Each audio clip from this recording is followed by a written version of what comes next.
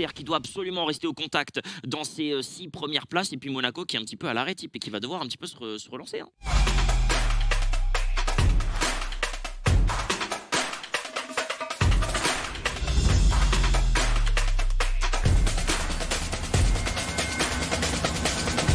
On va chercher dans l'axe pour Ronaldinho. Ronaldinho va essayer de revenir et ça va être dévié par le gardien de but. Avec Mbappé, on a réussi à créer le décalage. Ginola dans le toucher dans la surface de réparation. Lionel Messi, l'extérieur du pied gauche. Et ça fait déjà 1-0 pour Ezia ici. Une contre-attaque fulgurante jouée par les Monégasques. Que c'est bien fait, mon cher Aroj. Il est très juste, Rezia, pour le moment ce soir. Il faut qu'il le reste parce que pour l'instant, ça lui permet d'aller gratter un point ô combien important. Et pourquoi pas ici inscrire un deuxième but avec Ginola. Oh là, quel manqué de la part de Kylian Mbappé qui s'en mêle les persos. Parce que type, on en a des occasions côté Monaco. Oh là là, et encore une fois, on va en avoir une ici avec Payne qui fait littéralement un cadeau.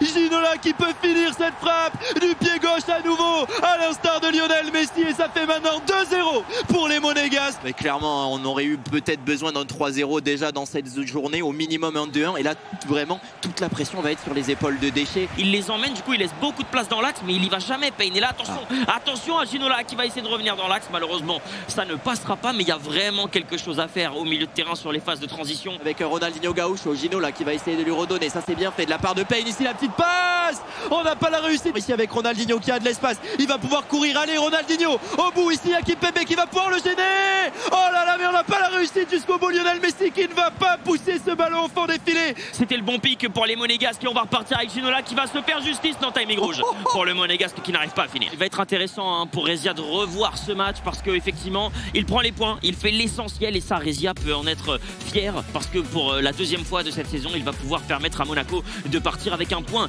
d'avance face à son adversaire. Et là attention type, il y a un double enjeu. Monaco pourrait peut-être, selon l'état de forme d'Auxerre, se relancer dans ce top 6 éventuellement avec un gros score dans ce BO. Et on est de retour et des changements tactiques et vous le voyez, on a préparé un petit 3-4-2-1 là du côté des Monégasques qui éventuellement pensent déjà à l'éventualité où il ne serait pas devant au score. Hakimi sur le côté droit va trouver Zidane, on va casser la ligne sur Fofana, il y a un espace pour Ginola, lui il douille.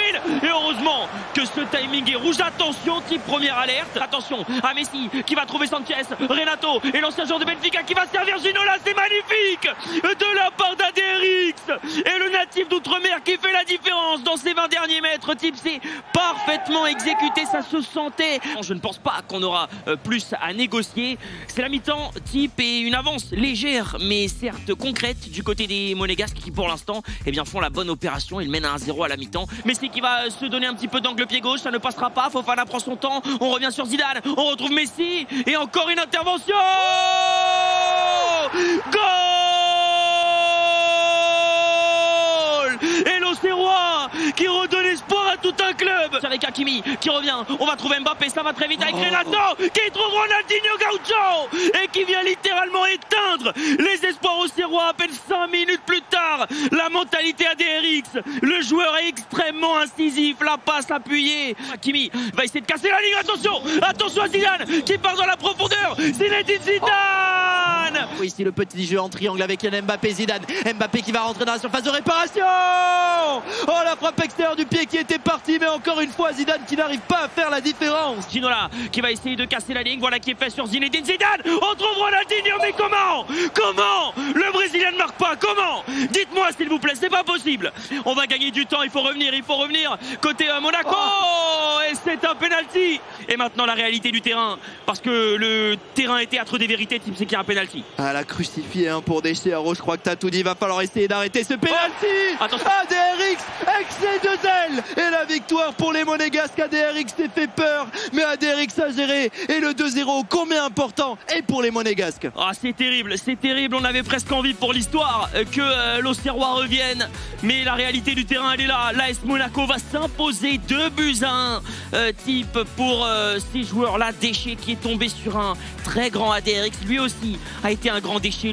Il aura manqué un petit peu de réalisme, un poil de lucidité. C'est dur parce qu'ADRX défend très bien. On approche de la trêve, on approche de cette pause et t'en parlais tout à l'heure, c'est vraiment un moment assez charnière, c'est un moment important pour justement partir en vacances, l'esprit léger. On ira finalement au vestiaire sur le score de 0-0, à l'image peut-être de cette première période un petit peu stérile. Kylian Mbappé qui sonne le glas sur le côté tout de suite, on va essayer de rentrer avec les dents et le centre et finalement David Ginola qui va pas pouvoir mettre de la puissance dans cette reprise de la tête. Pas énormément de solutions, on passe le premier mur défensif, le hill to hill de la part de Lionel Messi et c'est magnifique, quel enchaînement de la part de la Pulga et c'est l'ouverture du score pour les Auxerrois. On attend la réponse justement des Monégasques maintenant avec Lionel Messi qui a voulu répondre avec cette frappe enveloppée, mais finalement c'est Kylian Mbappé qui va venir croiser, frappe rat terre, frappe impressionnante et réponse et réaction des Monégasques qui sont présents mentalement aujourd'hui, ils sont vraiment faits de fer ces deux joueurs. Ronaldinho qui va sans doute faire partir côté droit, non dans l'axe directement, Kylian Mbappé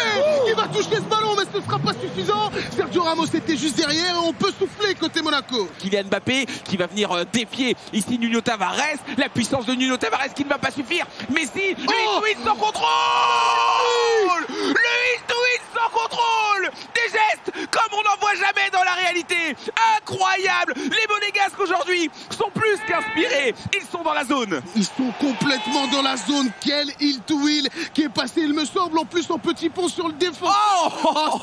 C'est du régal, c'est du total régal mon cher Crack, et ça fait 2-1 pour l'ASM et forcément maintenant tempête sous un crâne pour les Auxerrois qui n'ont plus qu'un gros quart d'heure pour essayer de réagir dans ce match. C'est bien fait de la part des Monégasques qui vont aller punir dans cette 90e minute. Non, on récupère le ballon mais il en est terminé pour les joueurs de la JOCR, ça fera 3-0 en faveur de Monaco. On peut serrer le point du côté de Flo Marida, la mission est remplie. Ouais, 3-0 net, sans bavure, sans aucune discussion possible. Les Auxerrois qui avaient pourtant très bien commencé dans cette partie, on sentait qu'ils avaient envie un peu de se venger de ce qu'ils avaient pris sur les 2 1v1 et finalement ben voilà, on a vu deux joueurs mentalement vraiment affûtés, les deux ADRX et Rezia étaient très énervés sur cette partie, ils ont sorti les gestes qu'il fallait. Parfois on parle d'efficacité mais il y a aussi parfois un petit peu d'excentricité pardon, et c'est de ça qu'ils ont fait preuve aujourd'hui. Ils ont été très forts sur ce côté un petit peu magique que tu peux avoir quand des matchs s'engoncent un petit peu. Ils ont été forts, ils ont réussi à sortir des gestes auxquels on ne s'attendait pas, donc vraiment bravo à eux et 3-0 franchement c'est très marquant comme score. Bonsoir messieurs, félicitations pour votre victoire 3-0. 3-0, un score j'imagine idéal avant de partir sur ces quelques semaines de trêve.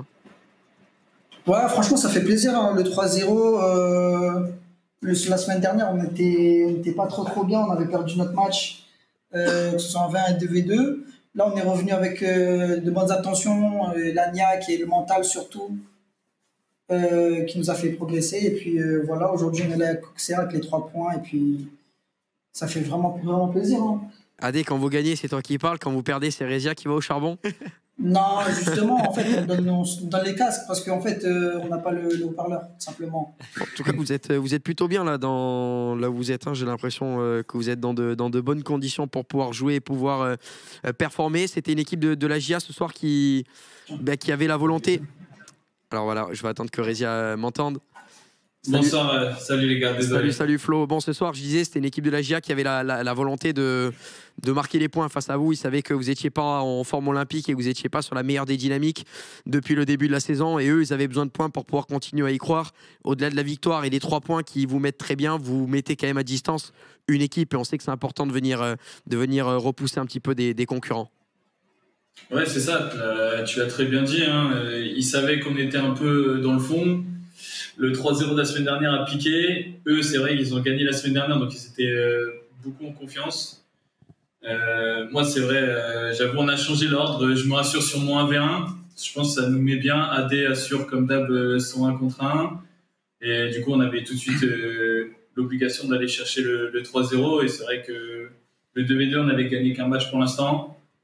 On va chercher le 3 points. C'est vrai qu'on les met hyper à distance. Nous, je crois que ce point nous met bien dans le classement. Ah oui. Donc voilà, on va dire le travail est fait et on est très content de rebondir après un 0-3. C'est quand même cool. Ouais, salut Flo. Effectivement, déjà pour rebondir à ce que tu disais, moi je te le dis, vous avez 9 points, ce qui veut dire que vous allez être potentiellement, vu qu'il y a un Clermont face à Nantes, vous allez être potentiellement dans ce top 4 normalement, ou au moins dans le top 5 s'il y a vraiment des dingueries dans le classement. Donc félicitations pour ça. Moi j'avais une remarque par rapport à toi Flo. Déjà félicitations pour cette victoire, je pense qu'elle te fait plaisir. Mais je vais être encore un poil sévère avec toi Flo, parce que moi tu sais comment je suis avec toi, j'aime bien essayer d'aller chercher au bout des choses.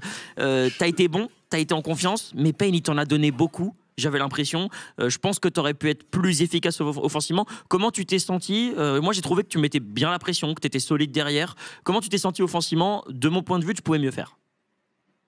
Non, franchement, très bonne remarque. C'est mon gros point faible, je dirais, que ce soit depuis le début de la Ligue 1. J'ai perdu des matchs parce que je manque d'efficacité.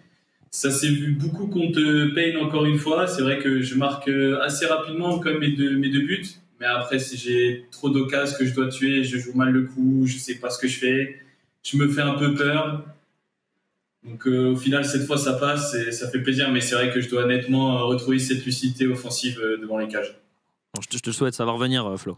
Moi, j'en ai une petite. Merci à vous.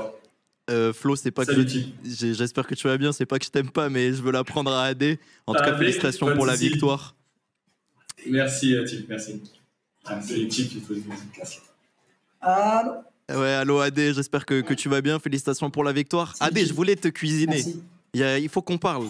Les caméras, dis-moi. les caméras, les télestrateurs, qu'est-ce qui se passe là sur ce petit penalty dans ta tête au moment où tu fais la panenka en fin de match? Bah non, même pas. Je me dis que je vais tirer au milieu, hein, tout simplement. Mais comme on sait que Déchet, Payne, etc., je pense qu'ils m'ont analysé un peu au penalty. Ils savent que je tire beaucoup au milieu. Je me suis dit, je pense qu'ils vont penser que je vais changer un peu, tu vois. J'ai retiré au milieu, mais c'est pas passé. Hein. C'est comme Mbappé, il tire 3 fois sur le côté gauche à la Coupe du Monde. Il marque 3 fois, c'est passé, voilà, simplement. Merci messieurs et bravo pour la victoire 3-0 de l'AS Monaco face à la JOCR. Bonne soirée. Merci bien. Bye bye. Merci gars, bonne soirée. Une victoire qui fait beaucoup de bien à l'AS Monaco, on vous le rappelle, 3-0 dans ce match d'ouverture de la 6e journée d'E-Ligue 1 Uber Eats face à des concurrents, la JOCR de Payne et de Déchet qui eux ne marqueront donc pas de points.